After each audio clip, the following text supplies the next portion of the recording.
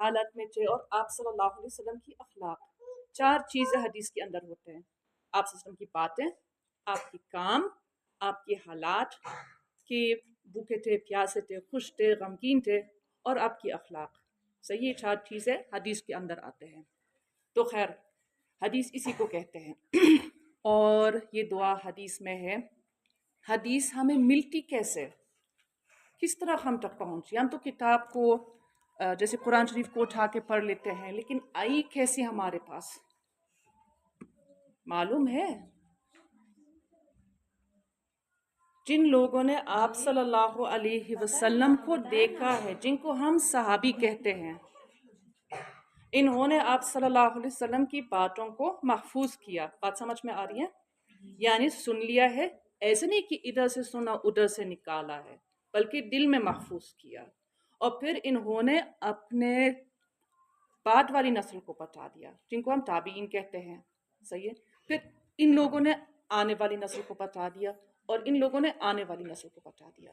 اس طرح آپ سمجھیے گا تقریباً 40 پشتے گزر گئے کہ آپ صلی اللہ علیہ وسلم کی باتیں ہم تک پہنچے. اور مزے کی بات کیا ہے، آج کل جو ہم انٹرنیٹ کو دیکھتے ہیں وہاں پر تو اڑی خبریں بہت آتی ہیں نا. بچوں کو تو اتنا نہیں پتہ، بڑوں کو سارا اندازہ ہوتا ہے. کوئی کچھ نہیں پتہ ہے کہ کس نے کب میں کہا، بس اڑتی ہے خبر اور ہم اس کو فارورڈ کرتے ہیں. لیکن حدیث کے اندر ایسا نہیں ہے. حدیث کے اندر ہمیں پتہ ہے کہ کس شخص نے کس سے یہ بات نقل کی ہے. جیسے اگر مثال کے طور پہ میں سمینہ باجی کو کچھ بتاؤں گی، ٹھیک ہے، اور وہ اگلے والی شخص کو بتائیں گے، اگلے والی شخص کو بتائیں گے. ایک وقت آئے گا کہ کسی کو یاد نہیں رہے گا کہ کہاں سے آئی ہے یہ بات. لیکن حدیث کے اندر ایسا نہیں ہے. حدیث کے اندر میرا نام بھی آئے گا، ان کا نام بھی آئے گا، اور اگلے شخص کا نام بھی آئے گا. خیر، یہ بات بیچ میں آ گئی. جن صاحب نے یہ دعا آپ صلی اللہ علیہ وسلم سے روایت کی ہے، یہ فالج زدہ تھے، ان کو بیماری ہو گئی ہے. صحیح. تو ایک ان کے شاگرد، ایک اسٹوڈنٹ نے ایک دفعہ سوال کیا کہ حضرت آپ ہمیں یہ دعا سکھا دیتے ہیں اور ہمیں بتاتے ہیں کہ اس کو پڑھنے سے، صبح شام 3 دفعہ پڑھنے سے انسان ہر بلا سے، ہر تکلیف سے، ہر ناگوار چیز سے محفوظ رہتا ہے، اور آپ کو خود فالج ہو گیا. یہ کیا بات ہے؟ عجیب بات ہے نا. تو ان صاحب نے کہا کہ میری ایک دن اپنے ساتھی سے لڑائی ہوئی ہے. صحیح، اپنی بیگم سے لڑائی ہوئی ہے. تو میں یہ دعا پڑھنا بھول گیا، اور جس دن میں یہ دعا پڑھنا بھول گیا اس دن مجھے یہ فالج ہو گیا ہے. ورنہ میں تو سالوں سے پڑھتا ہوں، بہت سارے معاملات میرے ساتھ ہوئے، اللہ تعالیٰ نے ہمیشہ میری حفاظت فرمائی. بس ایک دفعہ بھول ہو گئی تو ہو گیا.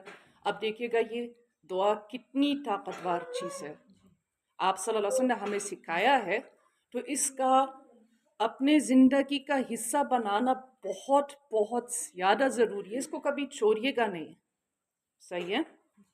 اور جس طرح آپ خوشی خوشی نعتیں بھی پڑھتے، صحابہ کرام کی تعریف میں بھی پڑھتے نا، تو تھوڑا سا آپ صحابہ کرام جیسا کام بھی کریں، اپنے ارد گرد کے لوگوں کو دعائیں سکھا دیں. صحیح ہے. صرف ڈرائیے گا، دھمکائیے گا نہیں کہ میں اپنے فلان کو بتاؤں گی، فلان کو بتاؤں گا، وہ آ کے مارے گا، بلکہ سکھا بھی دے، اچھی چیزیں سکھا دے. یہاں پر مدرسے میں آپ نے کچھ سیکھا ہے تو آپ اپنے بہن بھائیوں کو گھر میں سکھائیں. اگر امی نہیں آ سکتی، اپنی امی کو سکھائیں، اپنے کلاس فیلوز کو سکھا دیں. اس کا ثواب کس کو ملے گا؟ سکھانے والے کو. ٹھیک ہے، سکھانے کا ثواب الگ ہوگا، اور جو بھی آپ کے سیکھے ہوئے کو پڑھے گا، جب بھی پڑھے گا، اس کا بھی ثواب آپ کو ملے گا. ٹھیک ہے. تو یہ ایک نہ ختم ہونے والا سلسلہ ہے. آپ نے 10 لوگوں کو سکھایا، 10 لوگوں نے ہر روز سال بھر پڑھ دیا، تو 10 لوگوں کا پڑھا ہوا آپ کو ثواب پہنچتا ہے. ٹھیک ہے. تو اس کا بہت زیادہ اہتمام کرے. یہ اچھی بات ہے جو ہے نا، صرف یہاں پر بیٹھ کے سننے کے لیے نہیں ہوتے ہیں، بلکہ ان کے اوپر عمل کرنے، ان کو پھیلانے کے لیے بھی ہوتا ہے. انشاءاللہ تعالی اللہ کے حکم سے. تو یہ تو دعا سے متعلق ایک چھوٹی سی بات تھی. اور بھی بہت ساری دلچسپ واقعات ہوتے ہیں. آپ لوگوں نے کبھی فضائل اعمال کا نام سنا ہے کتاب کا؟ اس میں کیا ہوتا ہے؟ ٹھیک ہے، واقعات. کیسے واقعات؟ صحابہ کرام کے. اور کیا کیا ہوتا ہے؟ ہاں، حج کے فضائل ہوتے ہیں. صحیح. زکوٰۃ، صدقہ، ذکر کے فضائل ہوتے ہیں. صحیح. اچھا، یہ فضائل اعمال جو میرے پاس ہے، میرے پاس بھی رکھیے ہوئے گھر پہ، ہم بھی پڑھتے ہیں، دیکھتے ہیں. ٹھیک ہے، اور خوشی خوشی سنتے ہیں. اس کے شروع میں صحابہ کرام کے واقعات ہوتے ہیں. ٹھیک ہے، اس میں سے کچھ بچوں کے واقعات بھی دیے ہوئے ہیں کہ آپ لوگوں جیسے چھوٹے بچوں نے یا جوان ہو کر صحابہ کرام نے کیا کیا کارنامے انجام دیا. لڑکوں نے کیا کام کیا، بڑے بڑے کام. لڑکیوں نے کیا کام کیا. صحیح. تو اس کو صرف سن لیجیے گا نہیں، بلکہ اس کے اوپر عمل بھی کریں. ایک صحابی کے بارے میں ابھی فوری ٹاپک ذہن میں ان کا نام نہیں آ رہا. مشہور ہے کہ انہوں نے 15 دن کے اندر عبرانی زبان سیکھی ہے. ٹھیک ہے، کیونکہ آپ صلی اللہ علیہ وسلم کو ایک ترجمان کی ضرورت تھی، ایک ایسے شخص کی ضرورت تھی جو بیرون ممالک میں عربی بات دوسری زبان میں منتقل کر سکتا. تو انہوں نے اپنی شوق سے، اپنی خوشی سے، اپنی محنت سے یہ زبان بہت جلدی میں سیکھا، 15 دن کے اندر. آپ لوگوں سے کہوں کہ 15 دن میں انگریزی سیکھو، آپ سیکھیں گے؟ نہیں، انہوں نے یہ کام کر کے دکھا دیا. ٹھیک ہے. ٹھیک ہے، اللہ کی مدد تھی ان کے ساتھ. اللہ کے رسول صلی اللہ علیہ وسلم کے بہت ہی قریب بندے تھے. لیکن ہم بھی اگرچہ 15 دن میں نہیں کر سکتے، کوشش تو کر سکتے. ہماری اسکول کی پڑھائی اچھی ہو، ہمارے یہاں پر نہ مدرسے کے اندر اور نہ ہی مدرسے سے باہر ہماری کوئی شکایت آ جائے. صحیح ہے. اپنے ٹیچرز کا بہت احترام کرنا، اپنے باجیوں کا بہت احترام کرنا، اپنے ساتھیوں کا احترام کرنا. ٹھیک ہے، لڑنا مرنا یہ سب جو ہے مناسب نہیں ہے، اچھی باتیں نہیں ہے. جب فضائل اعمال کے اندر مزید نماز سے متعلق ہے تو کتاب کی ترتیب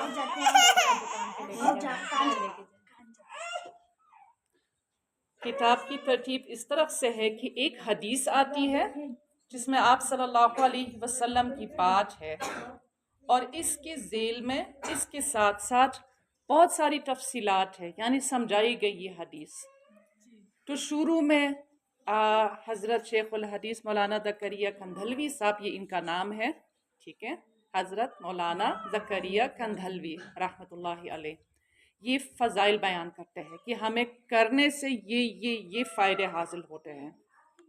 اور بعد میں وہ ایسے حدیث لاتے ہیں کہ اگر کوئی نہ کرتا ہے تو اس کو کیا سزا مل سکتی ہے. تو نماز کے بارے میں انہوں نے بہت سمجھایا ہے کہ نماز پڑھنے سے کیا حاصل ہوتا ہے اور نماز چھوڑنے پر کیسا گناہ ہوتا ہے. سامنے تو چھوٹے معصوم بچے ہیں نا، ابھی تو گناہ کا کوئی تصور ہی نہیں ہے، لیکن وہ بھی کان لگا کے سننے کے. ہم بھی کوشش کریں، امی ابو جب نماز کے لیے کھڑے ہو جائیں تو جیسی بھی آتی ہے ہم بھی پڑھیں، اور پھر کبھی چھوڑنا نہیں ہے. اور جو بڑی ہو چکی ہے، جوان ہو چکی ہے، ان کی اوپر تو ہر حال میں فرض ہے. وہاں پہ اب کوئی عذر نہیں چلتا ہے کہ نہیں ہمیں موڈ نہیں ہے، ہمیں نہیں پڑھنا ہے، دل نہیں چاہ رہا، سردی ہو رہی ہے، گرمی ہو رہی ہے، پڑھنی ہے، یہ فرض ہے. اور جو وعید بیان ہوئے کہ نہ پڑھنے پہ کیا سزا ہو سکتی ہے، ٹھیک ہے، یہ ہمارے اوپر بھی لاگو ہوتے ہیں. چاہیے ہماری 7ویں جماعت ہو، 8ویں جماعت ہو، اس سے کوئی فرق نہیں ہے. جیسے جوان ہو جاتی ہیں بچیاں یا بچے، وہ ساری احکام لاگو ہو جاتے، پھر وہ بچے نہیں رہتے ہیں. روزے کے بارے میں وہی ہے، اللہ تعالیٰ نے روزے کی بہت فضیلت بیان کی، اور روزہ چھوڑنا اس کا اگر بغیر کسی بیماری کے یا کسی تکلیف روزہ چھوٹ گیا ہے تو پھر آپ سمجھ لو پوری عمر آپ روزہ رکھیں گے، اس کا آپ تبادلہ نہیں کر سکتے. اس کا نقصان کبھی پورا نہیں ہوتا. ہاں کوئی بیماری ہوئی ہے، کوئی تکلیف ہوئی ہے، وہ الگ بات ہے، لیکن ایسی خام و خام سستی میں روزہ چھوڑنا وہ بہت خطرناک بات ہے. تو اس طرح سے اس فضائلی اعمال کے اندر بہت ساری فائدہ مند باتیں دی ہوئی ہیں. فضائلی قرآن سے متعلق کہ قرآن پڑھنے پہ ہمیں کیا کیا ثواب ملتا ہے، اور قرآن یاد کرنا، خاص صورتوں کو یاد کرنا، اس کی کیا فضیلت ہے. آپ لوگوں میں سے کس کس کو سورہ ملک یاد ہے؟ ماشاء اللہ. ہاں دکھائیں نا، میں دیکھنا چاہتی ہوں. زبردست. اس کی کیا فائدے ہیں اس سورت کی؟ قبر کی عذاب سے بچا لیتا ہے. ٹھیک ہے، یعنی یہ ہمارا بالکل ایسے مشکل وقت میں ہمارا بہترین دوست بنے گا جو واقعی ہمارے کام میں آئے گا. باقی جانا تو ہم سب نے، ٹھیک ہے، چھوٹے ہو بڑے ہو، ایک وقت آئے گا کہ ہمیں جانا ہے، اور جو ہمیں اپنی اس منزل تک پہنچاتے ہیں وہ تھوڑی دیر کے لیے تو کھڑے ہوتے ہیں، لیکن پھر جب وقت آتا ہے وہ بھی چھوڑ کے جاتے ہیں. اب ہمارے پاس کوئی بھی نہیں ہے، صرف ہمارے اعمال ہے. تو ایسے مشکل وقت میں یہ سورج ہماری دفاع کرنے کے لیے آ جاتا ہے. کوئی ہمیں تکلیف دینا چاہتا قبر میں، فوراً اس کو یوں ٹک کے ہٹا دیتا ہے کہ یہ میرا دوست ہے، یہ مجھے پڑھتا تھا، خبردار اس کو کچھ کہہ دیا. اور قیامت کے روز بھی یہ ہماری شفاعت کرے گا یہ سورہ ملک انشاءاللہ. سورہ یاسین کی بہت فضائل بیان ہوئے، سورہ واقعہ، سورہ رحمان. تو ان سب چیزوں کا اپنے زندگی میں لانے کی پوری کوشش کریں. اچھا، ایک وسوسہ آج کل لوگوں کے ذہن میں آ رہا ہے کہ قرآن تو عربی میں ہے، ہمیں عربی سمجھ میں نہیں آ رہی ہے. کبھی ایسا سوچا ہے؟ نہیں سوچا؟ اچھا، اچھی بات ہے، اللہ کا لاکھ لاکھ شکر. لیکن ہو سکتا کوئی آپ سے کہیں کہ یہ تم قرآن پڑھتے ہو، عربی میں پڑھتے ہو، عربی آتی جاتی ہے نہیں، کچھ بھی نہیں پتہ، اس کا فائدہ کیا ہے، تو آپ کیا جواب دو گے؟ اس کا ہے کوئی جواب یا ہم سوچ میں پڑیں گے؟ کہتی تو یہ ٹھیک ہے.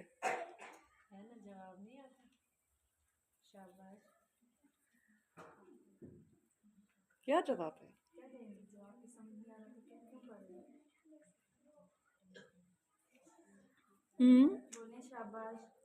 کوئی مجھے بتائیں، کوئی ایک بتا دے. حبیب آپ ہی بتاؤ. اللہ کا حکم ہے سب سے بیسٹ جواب ہے. اور کوئی جواب؟ جوابات بہت ساری بن سکتے ہیں، لیکن سامنے والے کا منہ بند کرنا ہوگا نا کہ اب بول کے دیکھو. ہاں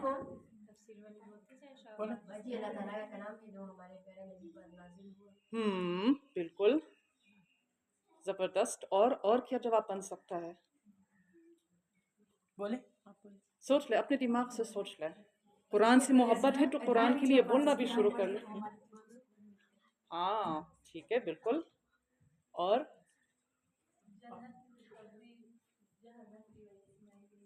صحیح ہے، یہ سب کچھ قرآن کے اندر آتا ہے. اور جنت کی زبان ہے، جنت کی زبان ہے. ہاں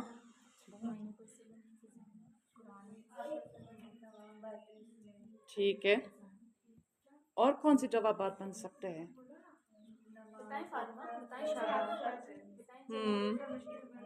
اچھا، فضائلی اعمال کے اندر بھی ایک چھوٹا جواب دیا ہے، لیکن یہ بھی ایسا نہ کہ سامنے والا چھپ ہو جائے گا. علماء کرام نے اور بھی بہت ساری باتیں لکھی ہے. آپ صلی اللہ علیہ وسلم کا فرمان یہ ہے کہ قرآن شریف کے ہر حرف پہ 10 نیکیاں ہیں. صحیح ہے. اور آپ صلی اللہ علیہ وسلم نے مزید فرمایا کہ میں یہ نہیں کہتا ہوں کہ الف لام میم ایک حرف ہے، بلکہ الف ایک حرف ہے، لام ایک حرف ہے، اور میم ایک حرف ہے. یہ بتائیں الف لام میم کا مطلب کیا ہے؟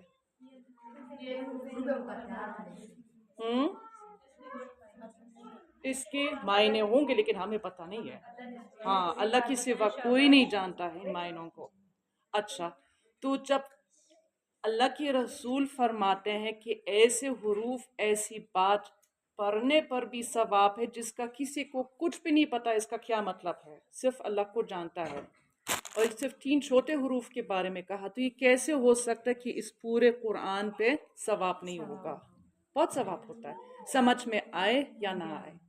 دوسری بات یہ ہے کہ قرآن کو عربی میں سننے سے مزہ آتا ہے نا، کیونکہ یہ اللہ کا کلام ہے. جیسے اللہ تعالیٰ نے اس کو آپ صلی اللہ علیہ وسلم پر نازل فرمایا ایسے ہی ہے. اور بیچ میں جتنے بھی ترجمے کرنے والے آئے ہیں وہ سب کیا تھے؟ سیدھے سادے انسان تھے. وہ اپنی ٹوٹی پھوٹی زبان کے ذریعے اس کو ادا کرنے کی کوشش کریں. وہ بات نہیں ہے. صحیح ہے. اگر میں آپ کے سامنے بریانی کی تصویر لا دوں اور بریانی کی پلیٹ، تو بریانی کی تصویر دیکھ کے آپ خوش ہو جائیں گے یا بریانی کو کھا کے خوش ہو جائیں گے؟ ٹھیک ہے، صحیح ہے، کیونکہ وہ اصل چیز ہے نا. اچھا، اگر خدا نخواستہ ہماری کسی وقت طبیعت خراب ہو جاتی ہے اور ہمیں ڈاکٹر کی دوائی کی ضرورت ہے، آپ لوگوں میں سے کسی کو پتہ ہے یہ دوائی کس طرح کام کرتی ہے، اس کے اندر کیا ہوتا ہے، اینٹی بایوٹک کیسے کام کرتا ہے، یہ پیناڈول کیسے کام کرتی ہے؟ نہیں سمجھ میں آ رہا ہے. بی پی کی گولیاں کیسے کام کرتی، انسولین کیسی کام کرتی ہے، کسی کو سمجھ میں آتا ہے؟ پڑھا ہے یہ؟ نہیں. لیکن پھر بھی کیا ہوتا ہے، ہم پیناڈول کھاتے ہیں، 2 گھنٹے کے اندر اللہ کے حکم سے ہمارا بخار ٹھنڈا ہو جاتا ہے. ٹھیک ہے، اینٹی بایوٹکس کا کورس کرتے تو انفیکشن ختم ہو جاتی ہے. ہمیں کچھ بھی نہیں پتا کہ کیا ہو رہا ہے، لیکن فائدہ ہو گیا یا نہیں ہوا؟ بالکل ہو گیا. تو یہ تو دلوں کی دوا ہے، شفاء لما فی الصدور ہے. اس چیز کی شفا ہے جو ہمارے دلوں کے اندر ہے. تو یہ کیوں فائدہ نہیں دے گا؟ جب انسان کی بنی ہوئی دوائی ہمیں فائدہ پہنچا سکتی ہے، جبکہ ہمیں کچھ بھی نہیں پتہ یہ کیا ہے، کیسے ہے، کون سی اس کے فوائد ہے، کون سے نقصانات ہیں. تو یہ تو اللہ کا کلام ہے جو ہر ایک کی ہدایت کے لیے آ گیا ہے، چھوٹوں کے لیے، بچوں کے لیے بھی، بڑوں کے لیے بھی، مسلمانوں کے لیے بھی، کافر کے لیے بھی. تو اس طرح سے نا تھوڑا بہت خود بھی سوچ کے آپ یہ اعتراض دور کر لیں کہ اللہ کی حکم، اللہ کے کلام میں تاثیر ہے، اور ضروری نہیں کہ ہر بات کو فائدہ حاصل کرنے کے لیے سمجھی بھی جائے. ہاں، سمجھنے کی کوشش کرنا وہ الگ سے ایک ثواب ہے، اور قرآن کا الگ حق ہے. قرآن کا پہلا حق ہے کہ ہم اس کو پڑھیں، سمجھ میں آئے یا نہ آئے. دوسرا یہ کہ ہم اس کو سمجھنے کی کوشش کریں. ٹھیک ہے، ترجمے کے ذریعے، تفسیر کے ذریعے. اور جب سمجھ میں آ جائے پھر کیا کرنا ہے؟ عمل کرنا ہے. اس کا تیسرا حق ہے. ٹھیک ہے، کیونکہ جو شخص صرف پڑھتا ہے اور عمل نہیں کرتا ہے وہ ایسا ہی ہے جیسے یہودی لوگ ہوتے ہیں. ٹھیک ہے، اللہ نہ کرے کہ ہم ایسے بن جائیں. اور جو عمل کرتا ہے لیکن کوئی سمجھ، کوئی علم نہیں رکھتا ہے، وہ بھی گمراہ ہوتا ہے. خیر، تو قرآن شریف کو سمجھنا اور اس کے اوپر عمل کرنا. اگلا حق کیا ہوگا؟ حق نمبر 4 حقوق ہے. ہاں، دوسروں تک پہنچانا، اس کی تبلیغ کرنا. صحیح، اوروں کو دعوت دینا کہ بھئی ہم قرآن پڑھتے ہیں، تم بھی آؤ، تم بھی اپنی تجوید کو ٹھیک کرو. بچے تو شروع میں تجوید ہی ٹھیک کریں گے نا، بڑے ہو کے جو ہے پھر اس کا معنی بھی سمجھ لیں گے. اور اسی طریقے سے کوئی سمجھنا چاہے گا تو اس کو بھی رہنمائی کرتے ہیں کہ چلو فلان ترجمہ پڑھو، فلان مدرسے میں جا کے تعلیم حاصل کرو. خود سے نہیں پڑھو. خود سے پڑھے گا انسان تو شیطان جو ہے بہت کچھ الٹا سیدھا دماغ میں ڈالتا ہے. یہ بھی آج کل ایک شوشہ چل رہا ہے نا کہ ہمیں کچھ کسی ٹیچر کی، کسی استانی کی، کسی معلمہ کی ضرورت نہیں، ہم خود سے پڑھیں گے. ایسا کچھ بھی نہیں ہے. صحابہ کرام رضی اللہ عنہم اجمعین بھی خود سے نہیں پڑھ سکے.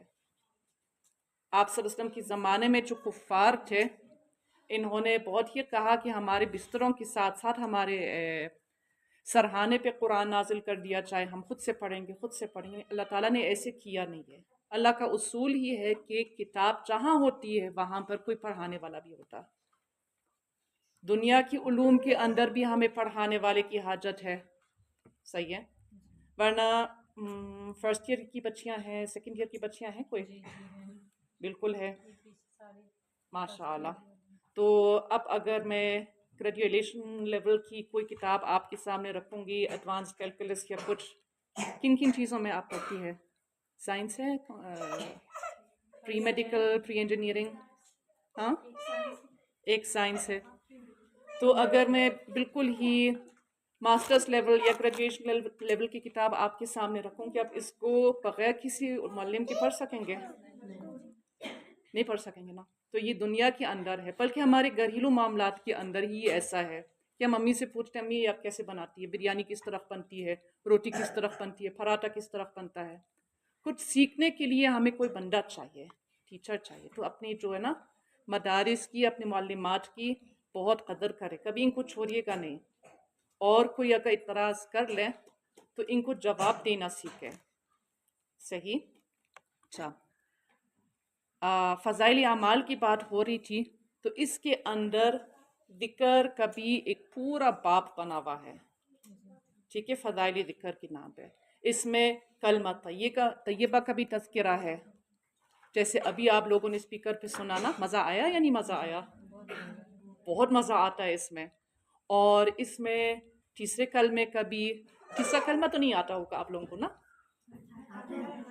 میں یقین نہیں کروں گی، ثابت کریں، سنائیں.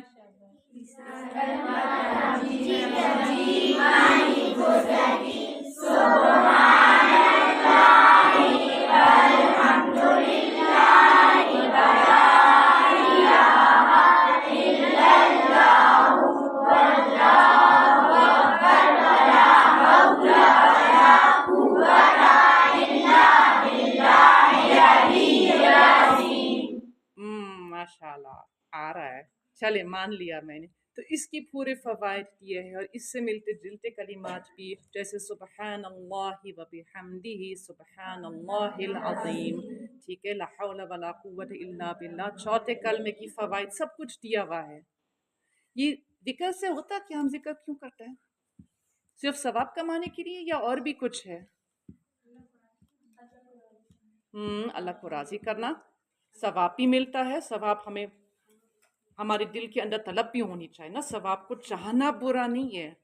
لیکن ذکر کا سب سے بڑا فائدہ یہ ہے کہ جس کا ہم بار بار نام لیتے ہیں اس سے محبت ہو جاتی ہے، دل منور ہوتا ہے. ہاں دل منور ہوتا ہے. یہ جو میل کچیل ہے نا، دنیا کی گندگی اور پتہ نہیں دن بھر جو ہم نے الٹی سیدھی کام کیا نا، وہ اس کا صفایا ہو جاتا ہے. تو ہمارے دلوں کے اندر محبت ہو جاتی ہے اللہ تعالیٰ کی. اور اللہ بھی جب دیکھتے ہیں کہ یہ بندہ تو بار بار میرا نام لیتا، بار بار میرا تذکرہ کرتا ہے، پھر وہ کیا ہوگا؟ اللہ اس کو اپنا دوست بنا لیتے ہیں. اللہ تعالیٰ بھی اس کو اپنا دوست بناتا ہے، اللہ تعالیٰ کو بھی اس پہ پیار آئے گا. صحیح. تو ذکر کا اصل فائدہ یہی ہے کہ اللہ کی محبت ہمارے دلوں میں آ جائے، اور اللہ بھی ہم سے محبت کریں گے. اللہ تعالیٰ تو پہلے سے ہی محبت کیا ہے ہم سے، ٹھیک ہے، تبھی تو مسلمان بنا دیا، ورنہ اللہ تعالیٰ چاہتے ہمیں کافر بھی بنا سکتے تھے نعوذ باللہ، لیکن ہمیں مسلمان بنایا. تو اللہ کا پیار ہے. لیکن جو اللہ تعالیٰ ہم سے محبت کرتے، اس میں اور شدت آئے گی، اور بھی ہم محبوب ہو جائیں گے. صحیح ہے، یہاں تک کہ ہم اللہ تعالیٰ کے دوست بنیں گے، ولی بنیں گے. ولی اس کو نہیں کہتے ہیں جو ہوا میں اڑتا ہے. صحیح ہے، وہ تو بس پرندہ بھی کر سکتا، کوا بھی کر سکتا ہے. ولی اس کو کہتے ہیں جو اللہ تعالیٰ کا دوست ہے، جو گناہوں سے بہت بچتا ہے اور نیکی کرنے کی کوشش کرتا ہے. اصل بات یہ کہ گناہوں سے بچتا، اللہ تعالیٰ بھی اسے پیار کرتے ہیں.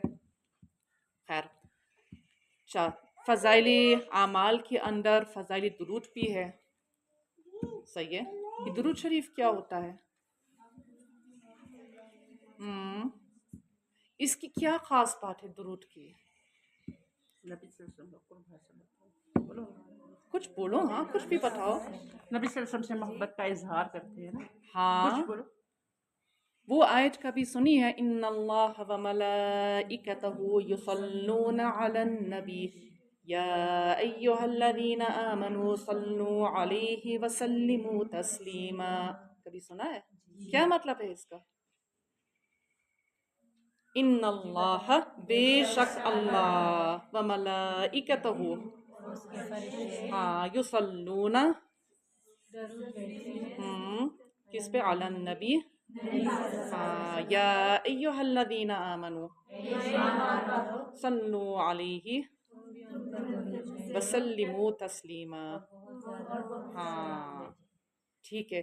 تو یہ ایسا کام ہے نا، آپ صلی اللہ علیہ وسلم پہ رحمتوں کا نزول، اس کا سوال کرنا، جو جس کی اصل اللہ تعالیٰ کے پاس سے ہے. ان اللہ ملائکتہ، یہ فرشتے بھی کرتے ہیں اور ہم بھی اس میں شامل ہو سکتے ہیں. ٹھیک ہے، تو وہ کیسے؟ ان رحمتوں کا مظہر، ان رحمتوں کا اصل تو اللہ تعالیٰ کی ذات ہے. پہنچا دیتے ہیں اس کو فرشتے، جیسے پارسل کر کے نا پہنچایا جاتا ہے، اور درخواست کون کرتا ہے؟ ہم کرتے ہیں. تو یہ بہت بڑی سعادت ہے. یہ ایسا کام ہے، ایسی عبادت ہے جس میں ایک طرف سے اللہ کی ذات بھی شامل ہے. یہ ذرا سوچنے کا نقطہ. اچھا، اور آپ صلی اللہ علیہ وسلم کو ہماری درودوں کی ضرورت ہے؟ فائدہ اس میں کس کا ہے؟ ہمارا اپنا ہی ہوتا ہے نا، کیونکہ سب سے محبوب ہستی اللہ کی نزدیک تو آپ صلی اللہ علیہ وسلم ہی ہے. اب جب ایک ذات کسی دوسرے ذات سے بہت محبت کرتی ہے اور وہ دیکھتی ہے کہ دوسرے بھی اس سے بہت محبت کرتے ہیں، تو وہ بھی کیا بن جاتا ہے؟ محبوب بن جاتا ہے. تو ہمارے اوپر بھی ان رحمتوں کی بارش تھوڑی سی آ جاتی ہے. ایک دفعہ درود بیچنے سے کیا حاصل ہوتا ہے؟ 10 رحمتیں. ٹھیک ہے، ایک دفعہ صلی اللہ علیہ وسلم پڑھا ہے چونکہ سب سے چھوٹا درود ہے، اور 10 رحمتیں نازل ہو گئیں. 15 منٹ کے اندر انسان آسانی سے 1000 دفعہ یہ صلی اللہ علیہ وسلم پڑھ سکتا ہے. ٹھیک ہے، اب سوچئے گا 10,000 رحمتیں ہم 15 منٹ کے اندر کما سکتے ہیں، تو ہماری کوئی پریشانی باقی رہے گی یا نہیں؟ نہیں رہے گی. اور بھی درود کی بے شمار فوائد ہے. مختلف کتابوں کے اندر مختلف درودوں کی فضیلت بیان ہوگی. یہ پڑھا تو اتنا ثواب ہو گیا، یہ پڑھا تو اتنا ثواب ہو گیا. سب سے افضل درود کون سا ہے؟ درود ابراہیم. درود ابراہیمی. ماشاء اللہ. وہ کون سا ہے؟ ذرا مجھے سنائیں. یقین نہیں آتا کہ آپ لوگوں کو آتا ہے.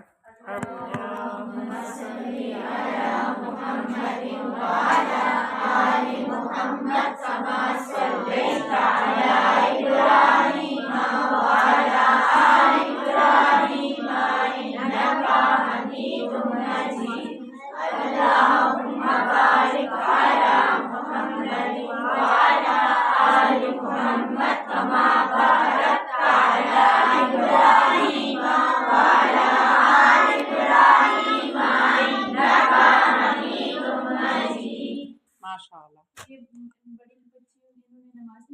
نماز نہیں پڑھی ہے؟ پڑھی ہے. سب نے پڑھی ہے؟ کہاں پڑھی ہے؟ جنہوں نے نہیں پڑھی وہ پڑھ لے ابھی. جلدی سے پڑھیں. صحیح ہے، جنہوں نے نہیں پڑھی وہ پڑھ لے فٹافٹ. جلدی سے پڑھیں. چلے چلے. چلے تو تھوڑی سی آپ لوگوں سے بات ہوئی ہے. آپ نے پڑھی جو رہتی ہوتی جنہوں نے پڑھی ہوئی وہ پڑھ لو. پہلے نہیں بول رہی تھی. یہ کمیوں کو خود پتہ ہونا چاہیے نا کہ ہم نے نماز پڑھی. چلو ہم ذکر کر لیتے ہیں کیا تک. آپ نے پڑھی ہے؟ جی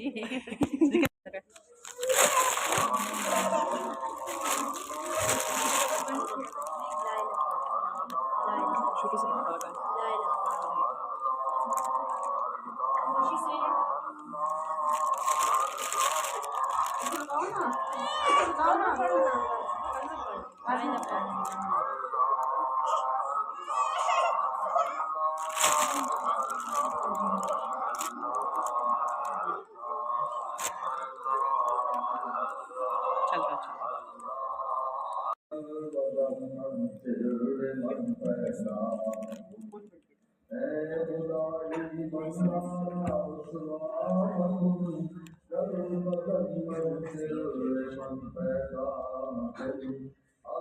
اس کو دوبارہ کریں. کل پڑھا دوبارہ کیا ہے. اس کو دوبارہ